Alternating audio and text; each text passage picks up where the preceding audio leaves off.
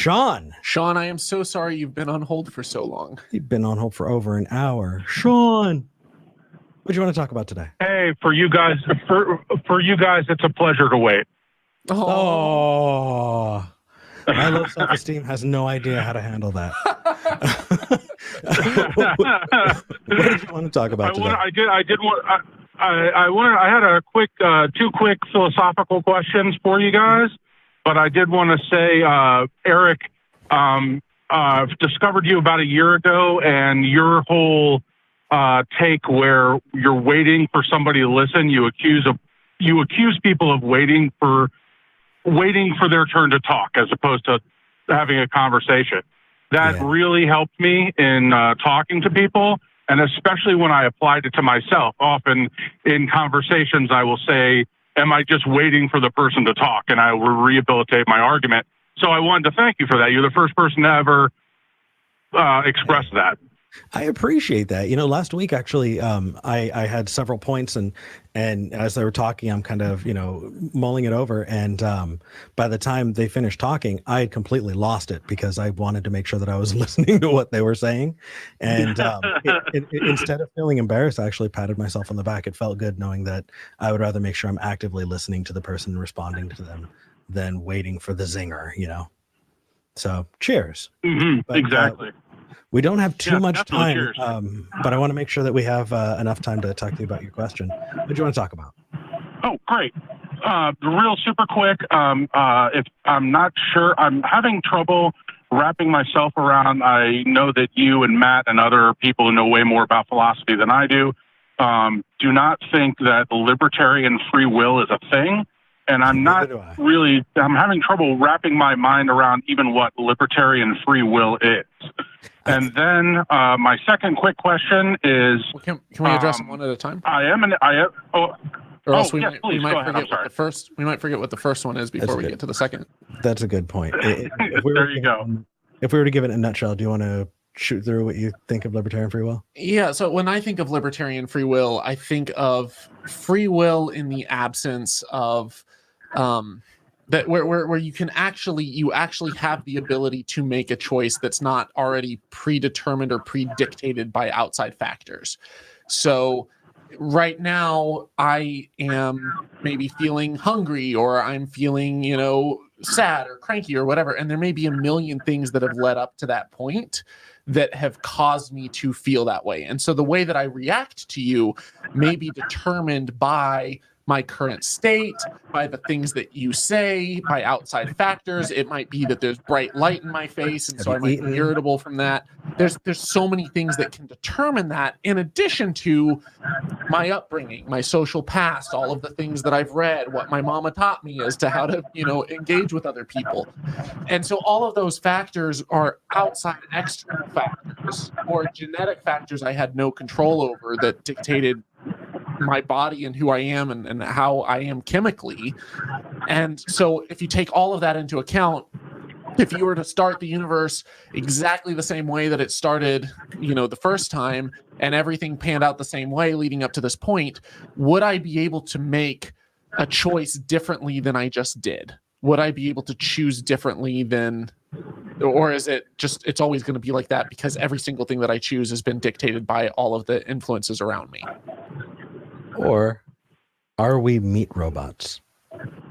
Yeah, and then the if you're arguing that free will exists, then you could say if it's truly libertarian free will, then a lot of times people will argue that there's mind-body dualism, that you have your body and then there's an external mind, and that this mind is somehow making all of the decisions independent of outside influences, or at least in spite of outside influences, it can still choose freely one way or another.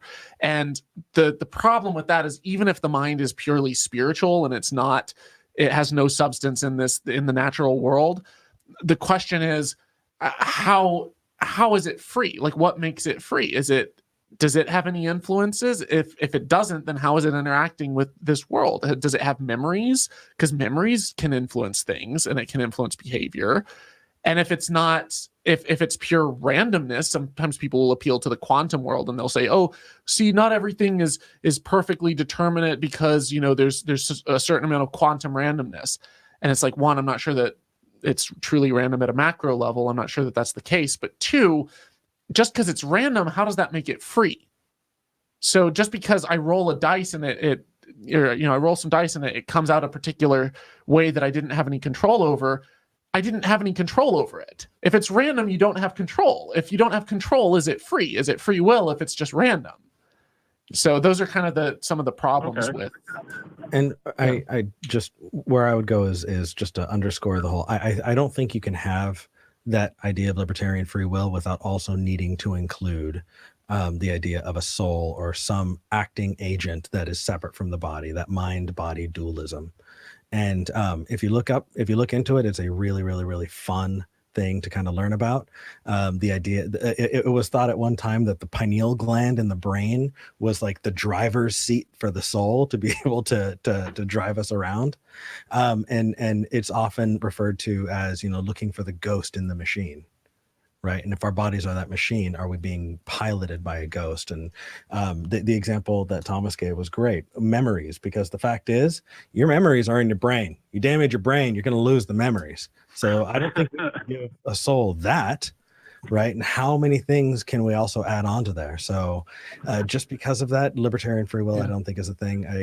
Also, in addition to that, our emotions also dictate our behavior. And there's been people who have had parts of the brain damaged that has affected their emotional outlook on life. And that's radically affected the choices that they make. Yep. And I just, when you see it in the wild, what you're often going to see is this appeal to, well, that sounds scary, so it can't be true. If we don't have free will, then we're just meat robots. So what? Mm-hmm. That's the exact same reasoning as saying, oh, that's scary. You know what? The Holocaust must never have happened, because if it did, that'd be terrible. Well, and it doesn't make any sense. You can also still have will. You can have desires and wishes and wants that are perfectly healthy and reasonable for humans to have. And I have will. I will for certain things to happen. But is it truly libertarian? And I think that's where we draw the distinction in saying that, like, it doesn't mean that you don't have desires and that you don't will for things to happen and make choices accordingly. It just means that you may not have quite as much say and quite as much freedom in that as you thought. And it's not a purely atheist Christian divide. There are Christians who believe in fatalism and predestination and, you know, determinism. And there are atheists who think that you have complete libertarian free will. Okay. So I know that we only have a few minutes left, and I want to make sure we get to your second question. Sean, are you driving right now? Yes, I am, actually. If you get the opportunity to pull over and take us off speakerphone, that would drastically increase the quality of the call, because it can be a little fuzzy for the people listening. So as long as you can do it safely, that'd be nice. While you're doing that, I have a question about your second question. I'm on a very rural road, so that was easy. I'm pulled over now. Is that better?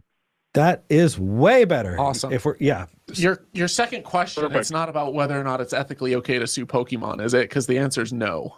Don't sue Pokemon. No, it's not. I have much better things to do than to sue Pokemon. Whoa! Don't let Lars Ulrich. Or no, I'm sorry. Uri Geller hear that. Okay. What was your second question? I was gonna say super quick that the whole pineal gland thing, isn't that the plot of From Beyond? So it might. I don't know if I've seen that movie, but I do know that it was legitimately proposed at one point. I think it was Descartes that said it was the pineal gland. Was it Descartes? I think so. And correct us in the chat if I'm wrong. Yeah, I would love that. Was that your second question? I thought I might need to talk to Jeffrey Combs. Anyway, my second question is, as far as philosophy, how I skeptically view things is I pretty much want to see something. If you say Bigfoot is out there, I want to see scat. I want to see a body. I want to see something. If you say there's UFOs, I want a crash ship. I want something. So as we go into philosophy, when we get into a high level of philosophy, which you and Matt and guys are really good at, I have a tendency to kind of blur out and tune out. And I have trouble wrapping my mind around it. it kind of sounds like navel gazing. This isn't meant to be an insult. I apologize. Oh, I call it navel gazing all the time. Don't worry, it is. We are semi-pro navel gazers. and I kind of get this thing where we're just talking like, what color is? How do I know the color red to you is not the color red to me? And I just want to be like, check the crayon box. It's right there. My question is, when I hear people like William Lane Craig or somebody like this, I kind of tune out. And my question is, am I doing their arguments a disservice or myself a disservice by kind of just tuning out because it sounds like navel gazing to me and quite frankly, sometimes annoys me. Anyway, that's my question. No worries. You're going to get two different answers from each of us. As a philosophy geek, I'm going to be for it. I am for it. And the reason why is because I believe that philosophy is the web that brings all of those other things together, right? So if we think about mathematics, the word "and" is a plus sign, right? When you are actually listing out things in philosophy, mathematics pulls philosophical concepts, and that is applied philosophy. It just becomes more obscure, more abstract, and we do use math. And so as we're kind of going through those concepts, a lot of people will say, well, it has to be the case that God exists for X, Y, and Z. And for me, what I like is I love learning how those are structured, because somebody can make the most compelling argument and then you write it down and you look at it and you go, well, that cannot possibly be true for that reason, because it is not structured. Like it's fun. It's fun in a really niche way. But I wouldn't disregard it. And if it's something you want to get into, definitely get into it. But don't think that, you're being put down if that's not your bag, because it's not a lot of people's. So my take on philosophy, on the one hand, philosophy is an incredibly broad topic. So when you hear the word science literally is natural philosophy. It's an offshoot of philosophy. And, the same with, epistemology. It's a subset of philosophy. How do we know if something is true? And I think that that's incredibly important in order to use as the basis of the scientific method of testing things and seeing, what's a proper way of knowing if something is real or not. At the same time, where I would kind of push back against this a little bit is that I agree. I want to see something. I want to test it. I want actual physical evidence. I'm not convinced by apologetic mind games and word games, because they can be so slimy and they can equivocate and swap definitions in and out and pull all these different fallacies out that you might not catch if you're not quick-witted and really used to thinking in this particular way, and you don't have training in logic. It's really, really easy to fall prey to a lot of this stuff. And I've seen people fall prey to it. Okay, but hold on a second. I have had one philosophy 101 class. That is the extent of my formal training. The rest is passion and being But you also have a mind for it, though, and not everyone does. And I learned this the hard way. And I had a logic class, and I was sitting in my logic class, and like I had taken logic when I was a kid, and so a lot of the stuff wasn't new to me. But it was also like my brain works that particular way. Like I like to think of things, in terms of puzzles and lay them out and think of it mathematically, but not everyone does. And so I got to the end of the logic class, and a lot of the stuff there that came easy for me, and I'm not saying I'm like smart, because there's a lot of classes I wasn't as good at, but I would get to the end of the logic class and realize that there were tests that I aced and got the bonus questions, and there were other people sitting next to me that put in just as much work that got, D's and F's. And so it's like, not everyone thinks that same way. Okay, not everybody thinks that way. I agree. But I also don't think you necessarily need a formal training. If you're passionate about it and you like it, you can teach yourself. And I'm not saying okay. You need a formal training. Then we're on the same page. What I'm getting at is that I agree with you that philosophy can be incredibly frustrating. And especially when you're watching someone like William Lane Craig, or someone that's jumping through and laying out all of these syllogisms and being like, and therefore God, and therefore the Bible, and therefore this, and jumping to these wild conclusions that I think are premature and I think are often based off of poor reasoning or logical fallacies or assumptions or equivocations. And William Lane Craig's not the worst of them. William Lane Craig actually is pretty decent at keeping his logical structure at least all right. But I want to know, is there actual tangible evidence? And that's why I do my whole Nothing Fails Like Bible History series. I want to know what the archaeology shows and does it line up with what we see in the Bible? I want to know, what does the scientific evidence show, and is it in line with an old earth or a young earth?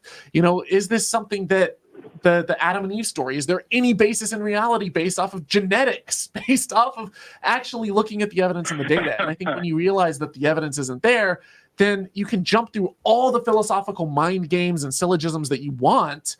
It still doesn't change the actual tangible facts. Okay. That's where we're coming at it from. This show has a lot of people who watch because they like that, Thomas. But you can do both. You can do both. Okay. Hold on a second. Hold on just a second. Hold on. Here's the part that I would advocate for. Okay. So there are so many things that people try and get away with, and when you practice it and you have fun with it, for me, I want to call all of my friends and tell them that I have used the exact same logic that was being used to prove that God is necessary, to show that God is not even possible, that God necessarily can't exist. And I'm waiting for someone to call up so I can give that to them. I'm dying for it. There are so many of those things that I think when people throw out a whole bunch of jargon, number one, I think they're a bad communicator. And if you have a good understanding of the subject, you should be able to break it down and teach it different ways so that people can follow and they can grow along with you. If you're trying to mask it in a lot of jargon instead of even trying to break it down for other people to learn, what a lot of people are doing is saying, I'm the smart, I has the smart, and you should listen to me because I said something you don't understand. And I think that is a barrier to entry that really crappy people put out. And that's what we're trying to break down here. Duh. Okay. I value you. You value me. Let's just. I want to say, like, I do see value in that. And I do see value in philosophy and understanding reasoning and understanding the logic behind it. And if you can show where the flaws are, and if you can break the arguments down and show why something is wrong, absolutely more power to you. I'm just going to be like, all right, that's great. You showed that you think God exists, but obviously, there's clear evidence that the Exodus never happened. So what are you going to do now? Like, where do you go with it? Like, working with him, I found out the Jewish people most likely came out of Canaan, that they were Canaanites. They didn't go into the land of Canaan. They were Canaanites. Or they may have been partially seeded from some neighboring tribes slightly, but largely from Canaanite culture, Canaanite origins and religion. So I don't know. This is our jams. This is why we love doing it. And we're happy that everybody can bring their passion and we can do this together. I think the two approaches are, someone says, look at the trees. And you're like, well, that's a logical fallacy because of XYZ. And I'm like, yes, let's look at the trees. We have trees that are tens of thousands of years older than, like, entire forests that are way older than the Bible says that the earth is. Okay. Two approaches. No. Oh, right. Fine. You don't get all of that. Okay. Happy birthday, Thomas. All right, Sean, we have the producer in our ears. We've got to end the show. But I hope that this has been worth waiting for. And thank you so much for calling. It was absolutely worth waiting for. And if either of you guys are ever up in Ohio, dinner's on me. Oh, thank you. Sounds like a plan. I think that I'm actually, for next year, I'm scheduling a debate in Ohio at Ohio State. Nice. So when I announce that, I hope to see you there. Hey, I'll take you out for the best sushi in the country, in my opinion. You're on. Take care, buddy.